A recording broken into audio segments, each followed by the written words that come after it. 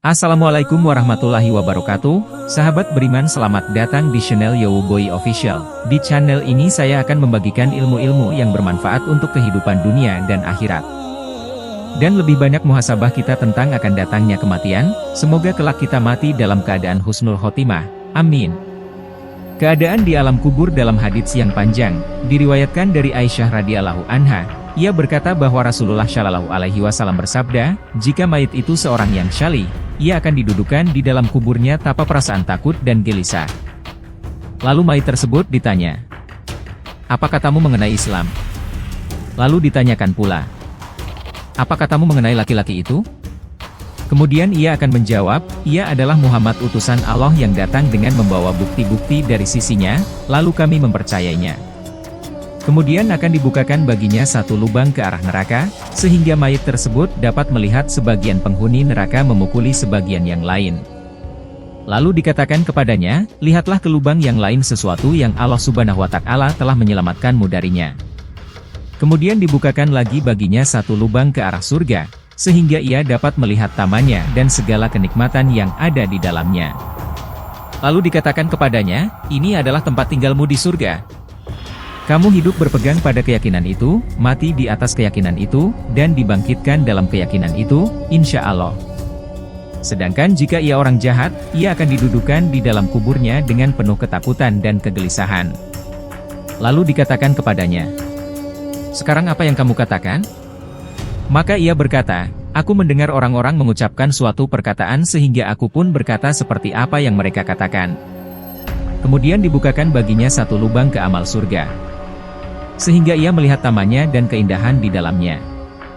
Lalu dikatakan kepadanya, lihatlah tempat di mana Allah telah mengusirmu darinya.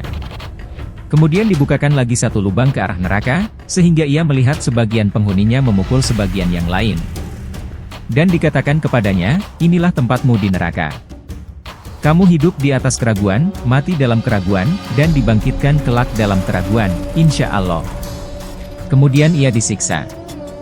Diceritakan dari Abu Qatadah, ia berkata, ketika Nabi Shallallahu Alaihi Wasallam sedang berjalan dan berjumpa dengan jenazah. Beliau bersabda, ia beristirahat atau diistirahatkan darinya. Mereka bertanya, wahai Rasulullah, apakah maksud orang yang beristirahat, dan apa pula maksud orang yang diistirahatkan darinya? Beliau bersabda, hamba yang mukmin itu beristirahat dari kelelahan dan penderitaan dunia menuju rahmat Allah Subhanahu wa Ta'ala. Sedangkan orang yang durhaka, maka negeri, manusia, pohon, dan binatang beristirahat darinya. Hadis riwayat Bukhari dan Muslim. Arti hadis tersebut sangat jelas, yakni banyak bencana diturunkan karena kemaksiatan, bencana tersebut berupa hujan berhenti turun, negeri menjadi kacau, pohon-pohon mati, bahkan binatang pun merasakan kesusahan. Maka setelah pendurhaka itu mati, manusia, binatang, pohon, sebagainya beristirahat darinya, karena dialah penyebab kesusahan mereka semua. Diriwayatkan dari Ibnu Umar radhiyallahu anhu. Ia berkata, Rasulullah Shallallahu Alaihi Wasallam telah memegang bahuku seraya berkata, jadilah kamu di dunia seolah-olah orang asing atau penyeberang jalan. Ibnu Umar berkata, jika kamu berada pada sore hari, janganlah kamu menunggu pagi hari, dan jika kamu berada pada pagi hari, janganlah kamu menunggu sore. Gunakanlah kesehatanmu untuk masa sakitmu dan gunakanlah hidupmu untuk kematianmu. Hadits riwayat Bukhari dan At-Tirmidzi. Adapun perkataan kubur kepada mayit diriwayatkan dari Abu Hurairah radhiyallahu anhu. Ia berkata, kami telah keluar bersama Rasulullah Shallallahu Alaihi Wasallam dalam suatu iringan jenazah, kemudian beliau duduk menghadap kubur dan bersabda, tiada hari yang datang kepada kubur ini, kecuali ia berkata dengan suara yang fasih dan jelas, hai anak Adam, bagaimana mungkin kamu melupakan aku? Tidakkah kamu mengetahui bahwa aku adalah rumah pengasingan, rumah binatang buas, rumah ulat, dan rumah yang sempit, kecuali jika Allah melapangkan aku. Kemudian Rasulullah Shallallahu Alaihi Wasallam bersabda, kubur itu adalah taman dari taman-taman surga atau jurang dari jurang-jurang neraka. Hadis riwayat At-Tabrani. Jika mengingat maut dan takut terhadap kubur dari Abu Sa'id Al-Khudri radhiyallahu anhu, ia berkata, ketika Rasulullah Shallallahu Alaihi Wasallam datang ke musyalanya, beliau melihat orang-orang tertawa. Maka beliau bersabda, sesungguhnya jika kamu ingat perusak kelezatan, maka akan menghentikanmu dari apa yang aku lihat ini, yaitu maut. Maka banyak-banyaklah mengingat perusak kelezatan yaitu maut. Sesungguhnya tidak datang satu hari kepada kubur, melainkan ia berbicara pada hari itu lalu berkata, Aku adalah rumah pengasingan, rumah sendirian, rumah tanah, dan rumah ulat.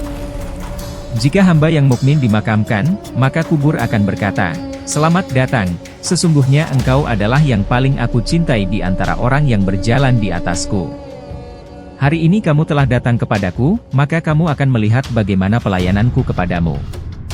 Beliau bersabda, maka kubur itu akan meluas baginya sejauh mata memandang dan akan dibukakan baginya pintu ke surga. Adapun jika yang dikebumikan itu hamba yang durhaka atau kafir, kubur akan berkata kepadanya, Tidak ada sambutan dan tidak ada kekeluargaan bagimu, ingat. Kamu adalah yang paling aku benci di antara orang-orang yang berjalan di atasku. Jika hari ini kamu telah datang kepadaku, maka aku akan melihat apa yang aku lakukan terhadapmu. Beliau bersabda, kemudian kubur itu akan menyempit sehingga menghimpitnya dan tulang-tulangnya berserak. Abu Sa'id Al-Khudri radhiyallahu anhu berkata, kemudian Rasulullah Shallallahu Alaihi Wasallam memasukkan sebagian jari-jarinya kepada sebagian jari-jari yang lain. Beliau bersabda, dan akan dililitkan kepadanya 70 ekor ular besar.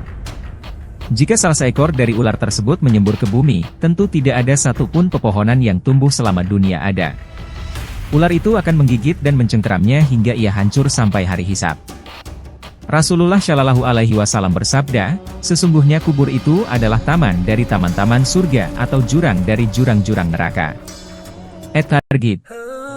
Berikut adalah video singkat dari kami, semoga bermanfaat dan menambahkan wawasan ilmu dan keimanan kita untuk mempersiapkan kehidupan kita di alam kubur atau barzah. Assalamualaikum warahmatullahi wabarakatuh.